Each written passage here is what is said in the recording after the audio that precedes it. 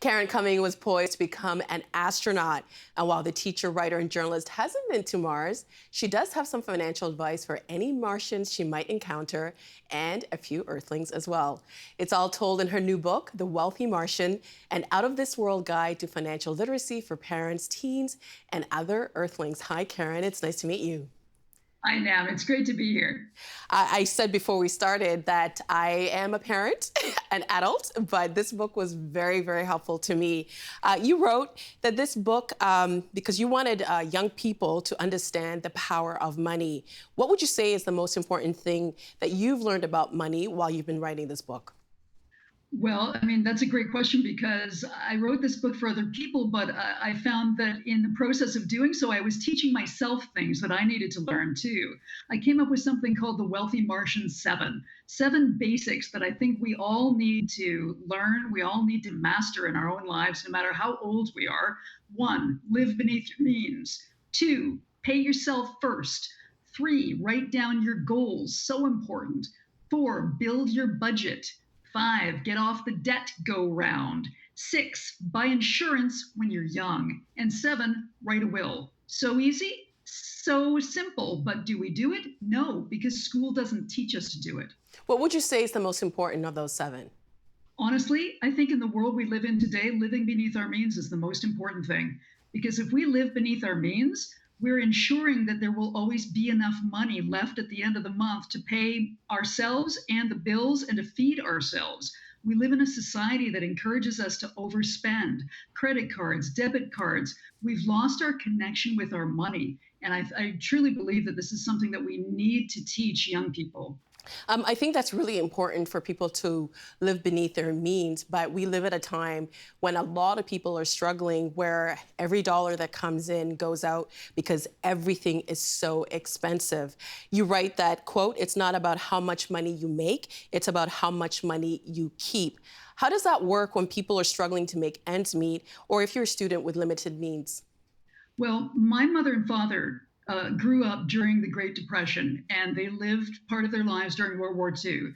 These were times of great economic scarcity. And my mom, in particular, ingrained in me the idea that we needed to waste not, want not. And I believe so strongly that this is a concept that we need to introduce to not only young people in school, but remind all of us the importance of making use of absolutely everything, whether it's in the kitchen, whether it's, not buying new clothes but mending the ones you have, not buying new shoes but repairing the ones you have, not buying new appliances but taking them to a repair cafe where someone can help you fix them instead of buying new. It's one of the greatest battles I think we all face is this world that tries to convince us that we must be a consumer, we must buy things, and it's just not true. There are things that we can do to help ourselves during these hard times, because these tough times are very similar to the times of the Great Depression and World War II. Simple things that we can all do to help stretch our dollars, and that really is something that we need to drive home to young people. There's a way to stretch your dollar. You don't have to go into debt. You don't have to struggle. What it all comes down to is creating new habits and making those new habits solid so that you don't even have to think twice. This is the life. This is what you do. You waste not, want not. I could talk forever about how important this is. Well, you also say that money can make money. How's that?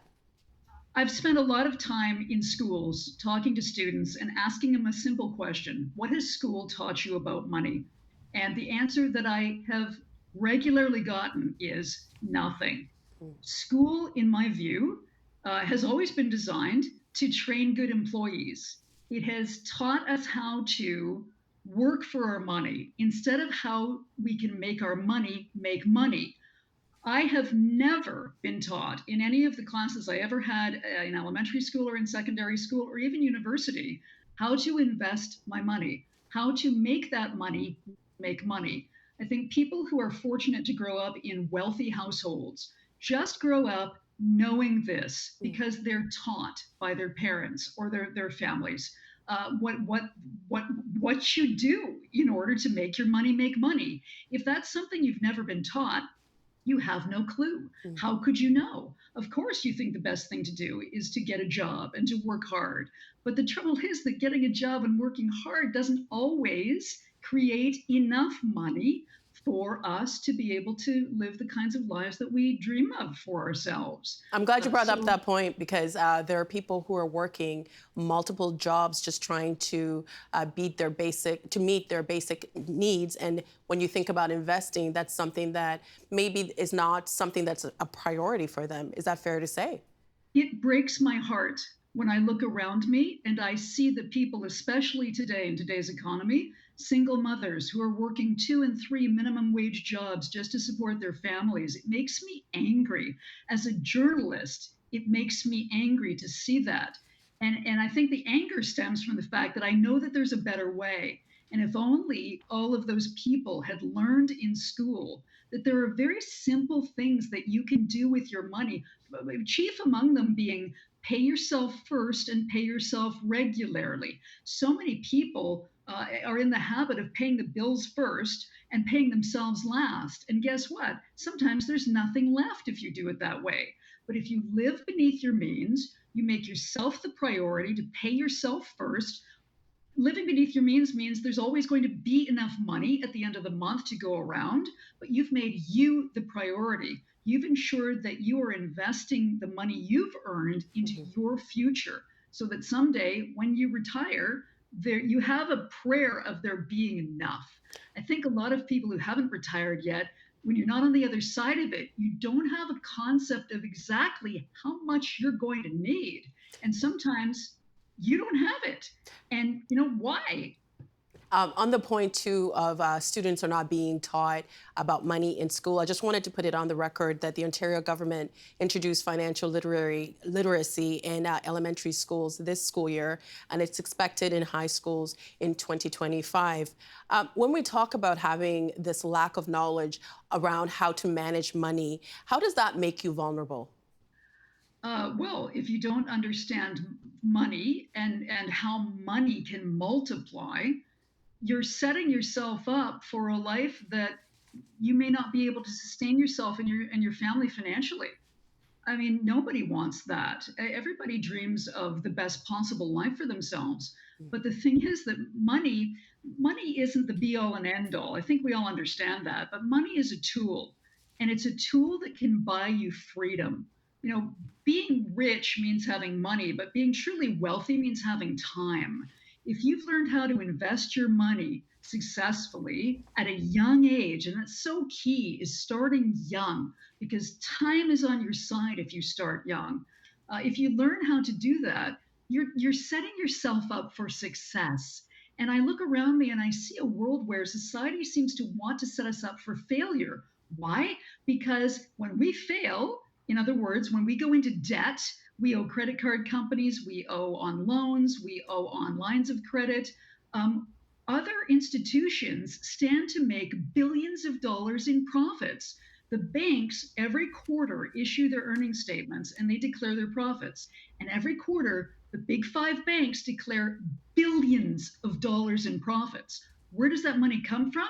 It comes from the interest that we pay on the debts that we owe to them. I think if people could only open their eyes and see how they're being used inside this system, it might motivate them to want to take control of their financial future and to truly become financially literate in advance of the government instituting financial literacy education in the secondary schools, for example, in the fall of next year. That's next year. That's a year that people are losing, that they could be learning and becoming more financially literate and putting their money to work for them.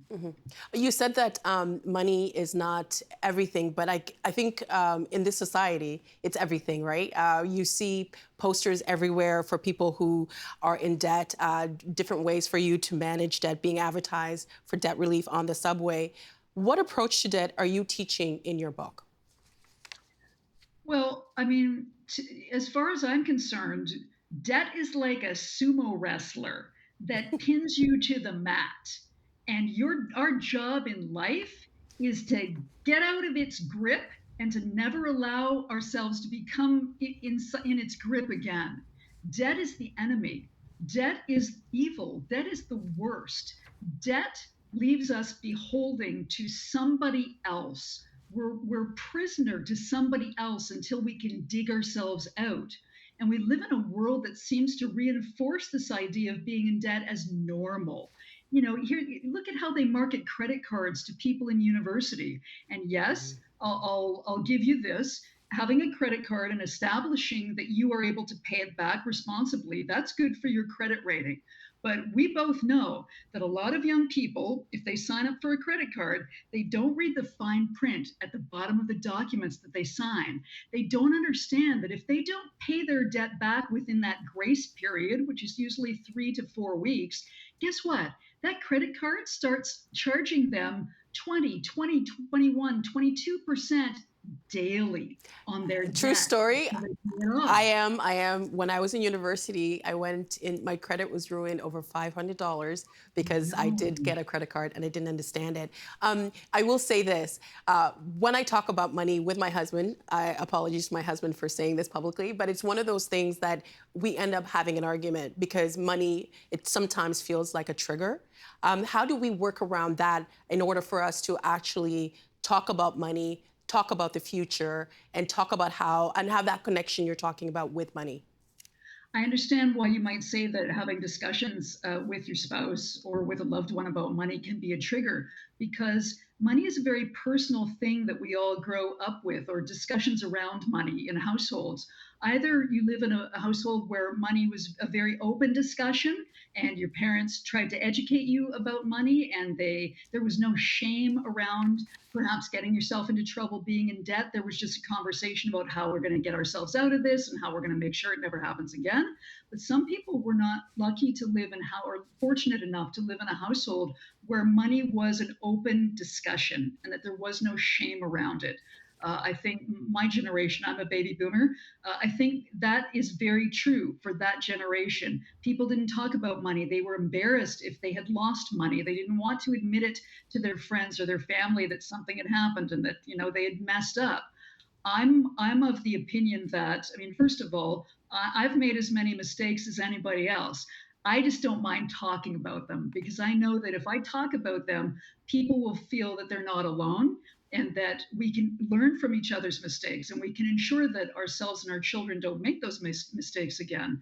In answer to your question, how do we work around that? I think we just have to understand that money is no different from any other aspect of life. The more we learn about it, the better we get at it, the better we can teach our children and make sure that they do an even better job than we did. We just have to become more open in our discussions about it We have and one in minute. Sorry, we only have wanting to 1 minute. protect each other. We only have one more minute left. And one of the ways that you say you connect to your money is you get the money, put it in an envelopes, cash stuffing, so you know exactly. There we go. You have that. And it helps us to budget. What are the most important things to consider when planning your first budget? And we have 1 minute left. Uh, if I could say the most important thing when planning your budget or writing it down, first of all, write it down. Second of all, put it on a giant piece of paper and post it on a wall so that it's in your face. Whenever you want to look, the numbers are right there. You can't hide from them. They're not in a file folder tucked away in a filing cabinet somewhere or in an app that maybe you don't open when you should. It's right there. Those are, two of the most important things that I could suggest when it comes to a budget. Also, incorporate everything. It's so easy to leave out, $15 here or $20 that you owe Apple there. If you leave that stuff out, it's going to catch up with you. You need to be honest and write everything down and hold yourself accountable for not only paying yourself first, but paying every single bill on time. And you're like you said, when you think about trees, the best time to plant a tree was yesterday. The best time to do it is now, and that's the same thing with money, correct? Right now. Right now. I love that you brought that up. Today is the second best time to do it now. Thank you so much, Karen. We appreciate your time. And thank you so much for writing this book. I know it's meant for students, but parents do benefit from it as well. Thank you. It's my pleasure. Thank you.